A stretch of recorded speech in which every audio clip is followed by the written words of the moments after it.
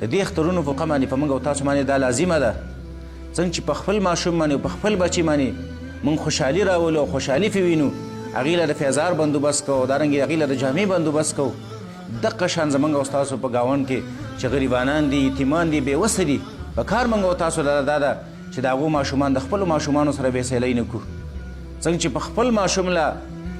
په دې اخترونو کې نوې جامې او نوې فیضار راوړو دغه شان د هغو غریبانانو یتیمانو بېوسو ماشومانو له چې د هغې وس دست نه رسېږي هغې له هم دغه شان کپړې راوړو او دارنګې فیضار ورله راوړو حدیث کې راځي نبی علیه صلات وسلام فرمایي الساعي على الارمله والمسکین کالمجاهد فی سبیل الله هغه انسان چې هغه په کونډو باندې په یتیمانو باندې او په مسکینانو باندې خرچه کوي د هغې دپاره د هغې ضرورتونه پوره کوي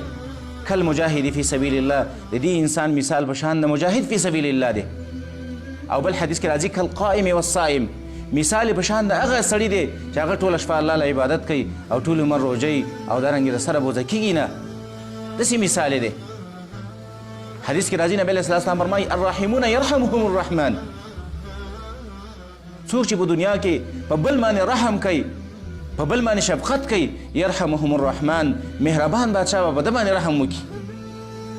په دې باندې مهربان بادشاه رحم کوي ارحموا من فی الارض یرحمکم من فی السماء تاسو ځمکې والا باندې رحم وکړئ اسمان والا به په تاسو باندې رحم وکړي او حدیث کې بل الفاظ داسې راځي نبی علیه السلام فرمایي من لا یرحم فی الارض لا یرحمه من فی السماء چا چې په دې ځمکې والا باندې رحم ونه کړو اسمان والا به په ده باندې رحم ونه کړي دومره کلک حدیث په دې په باره کې راغلی دي نبی علیه الصلاة والسلام فرمایي مثل المؤمنین فی توادهم وتعاطفهم وتراحمهم د مؤمنانو مثال په یو بل باندې په محبت کولو کې په نرمۍ کولو کې په رحم کولو کې مثال یې په شان د څه شي دی د یو جسد دی اذا اشتکا منه عضوا که دې بدن کې یو اندام ته تکلیف راشي سترګې ته تکلیف راشي غوږ ته تکلیف راشي لاس ته تکلیف راشي تداعى له سائر الجسد بالسحر والحمى نو ټول بدن ته لکه تکلیفي ګونه ټول بدن ته تکلیفي سترګه باندې دې درد دی لاس او مس ټول وجود ته د سړي تکلیفي غوږ باندې دې درد دی ټول وجود ته تکلیفي دغه شان زموږ او ستاسو که یو مؤمن بنده ته زموږ په ګاونډ کې هغه ته تکلیف دی هغه ضرورتمند دی هغه حاجتمند دی نو دا به ته خپل تکلیف ګڼې چېرې دا خو زما رور دی دا خو زما ګاونډي دی د ده مثلا په دې اختر کې قرباني وس نه دی شوې زه له د خپلې قربانۍ نه حصه ورولېږم د ده ماشوم نوی فیضار نه دی اخیستی زه له خپل فیضار ورولېږم دارنګې د ده ماشوم کپړې نه وي نه لیکلي زه له کپړې وکړمه نه وي دا زموږ او ستاسو دیني فریضه ده حدیث کې راځي نبی علیه الصلاة والسلام فرمایي من نفس عن مؤمن کربة من کرب الدنیا چا چې د یو مؤمن بنده نه مصیبت لرې کو تکلیف یې ته لرې کو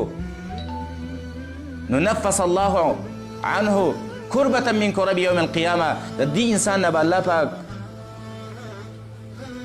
د قیامت د مصیبتونو او د تکلیفونو نه تکلیف لري کی او ومن یسر علی معسر چا چې په دنیا کې یو تندسه انسان دی بېوسه انسان دی غریب انسان دی په هغه باندې اساني راوستله د هغه سره مدد وکړو نو یسره الله په دنیا والآخره په دې انسان باندې به الله پاک په دنیا او په آخرت کې اساني راولي دا څومره بهترینه خبره ده یو سړی راغلی نبی علیه الصلاة والسلام ته یا رسول الله ان رجلا شکا رسول الله صلی الله علیه وسلم قسوة قلبه یو سړی راغلی نبی علیه الصلاة والسلام ته شکایت وکړو وی یا رسول الله زړه مې سخت دی زړه مې سخت دی او دا زړه سختوالی دا د یهودو صفت دی قرآن کې الله فرمایي موږ وله په دې زړونو باندې مهر والی دی کله الله وایي د دې په دې زړونو باندې پردې راوستي دي کله الله وایي د دې دا زړونه مې زنګ کړي دي او کله چې زړه خراب شي هغه بیا د ګناه او د نیکۍ تمیز نه شي کولی ګناه وله مزه ورکوي او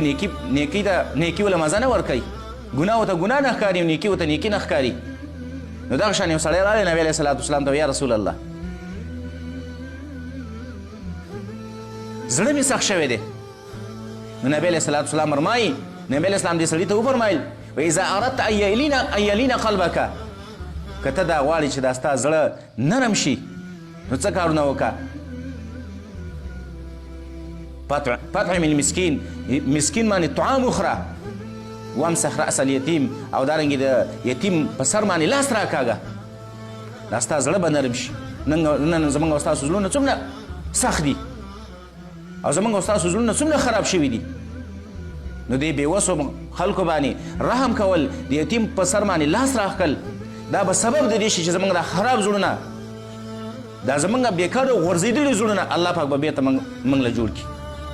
او څوک چې په چا باندې رحم نه کوي، د یتیم او د بېوس انسان خیال نه ساتي، د قیامت په ورځ باندې به د دې جهنمیانو نه تپوس وشي چې ما سلککم فی سقر، تاسو د سقر له او د جهنم د سقر کندې له ولې راغلي وئ؟ نو قالوا لم نکو من المصلین، منګه دوه کارونه کول، یو خو مونځ نه کاو، مونځ ګزار نه او دارنګې او دویم یتیمانو له هم ډوډۍ نه ورکوله، طعامونه. لم نکو من المصلین، مونځ به هم نه کاو او دارنګې یتیمانو باندې به هم خوراک نه کاو. نو موږ او تاسو له پکار دا ده چې هغه زموږ او ستاسو دینی فریضه او ذمهواري دا ده چې په دې اخترونو کې څنګه چې په خپل ماشوم خوشحاله لیدل غواړو، دغه شان د یو غریب بېوسه او دارنګې د ناچاره هغه ماشوم هم موږ خوشحاله وینو. او زموږ په ګاونډ کې د یو غریب ماشوم زما د ماشوم سره بېسلی نه شي. داسې نه چې زما ماشوم نوې جامې اغوستې دي او دارنګې زما په ګاونډ کې زما